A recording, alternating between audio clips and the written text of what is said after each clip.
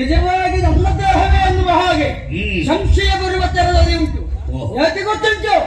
ಅವನ್ನ ಕೊಲ್ಲುವಂತಹ ಬರಡವೇ ಹಾರಿದಂತಹ ರಕ್ತ, ಮಜ್ಜೆ, ಮಾಂಸ ಮುಂತಾದವೆಲ್ಲವೂ ನನ್ನ ದೇಹಕ್ಕೆ ತಾಗಿ ನನಗೆ ಹೇಸಿಗೆ ಆಗುವ ತರದಲ್ಲಿ ಆಗ್ತಾ ಉಂಟು.